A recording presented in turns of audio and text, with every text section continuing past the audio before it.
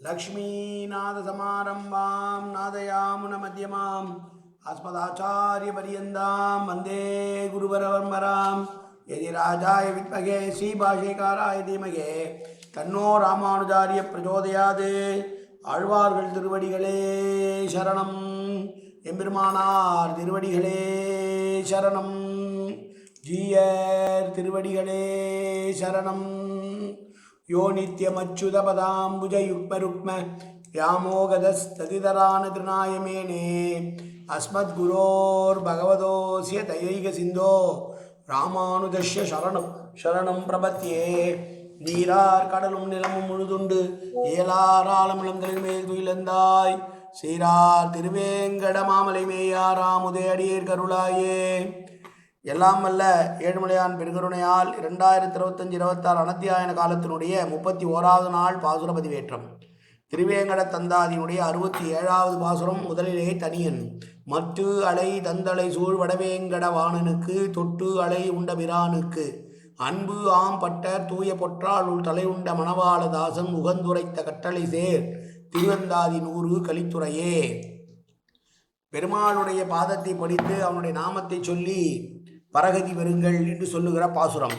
பழத்தெட்டி போன்ற நடு செல்வா பின் சென்று பல் செருக்கால் கொழுந்து எள் திணை அளவு எண்ணம் மற்றீர் குவடு ஏறி மந்தி கழுத்தெட்டி அண்டர்பதி நோக்கும் வேங்கட காவலனை எழுத்தெட்டினால் எண்ணி ஏத்தீர் பரகதி ஏறுவதற்கே.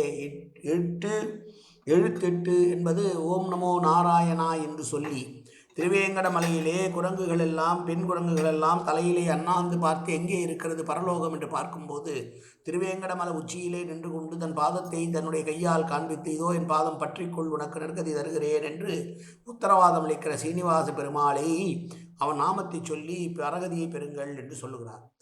எட்டி மரம் பழுத்திருக்கும், ஆனால் அந்த பழுத்தனால் யாருக்கும் பலனில்லாது இருப்பது போல வாழ்க்கையிலே பலவிதமான செருக்குகளோடு பணச்செருக்கு, புகழ்செருக்கு, பெண் செருக்கு, குலச்செருக்கு என்று பல செருக்குகளை பெற்றது செருக்கினால் அழிந்து போகிற மனிதர்களை யோசித்து பாருங்கள். எள்முனை அளவாவது நீங்கள் நற்கதி பெற வேண்டும் என்று எண்ணம் உங்களுக்கு தோன்றினால் திருமலை பெருமானை அவனுடைய நாமமான எட்டை சொல்லி அவன் பரகதி எழுவதற்கு பயன்படுங்கள். அவனுடைய நாமத்தை சொல்லி பரகதி பெறுங்கள் என்று சொன்ன பாசுரம் இந்த பாசுரம்.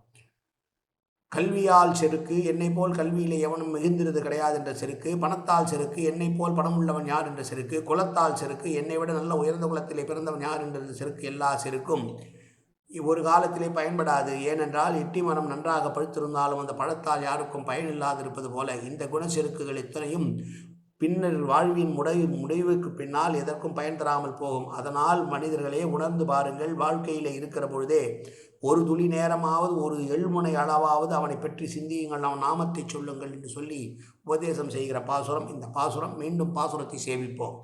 பழத்தெட்டி போன்ற நடு செல்வா பின் சென்று பல் செருக்கால் கொழுத்து எழுத்தினை அளவு எண்ணம் மற்றீர் குவடு ஏறி மந்தி கழுத்து எட்டி அண்டர்பதி நோக்கும் வேங்கட காவலனை எழுத்தெட்டினால் எண்ணி ஏத்தீர் பரகதி ஏறுவதற்கே.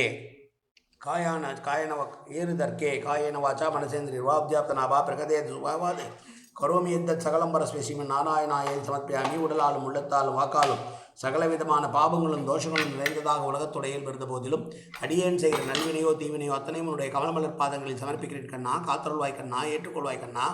எப்போதும் உன் திருநாமம் கண்ணா கண்ணா கண்ணா என்னுடைய நாவில் வருவதற்கு அருள்புரிவாய் கண்ணா. சர்வத்திர கோவிந்தநாம சங்கீர்த்தனம். கோவிந்தா கோவிந்தா கோவிந்தா கோவிந்தா கோவிந்தா கோவிந்தா கோவிந்தா கோவிந்தா கோவிந்தா.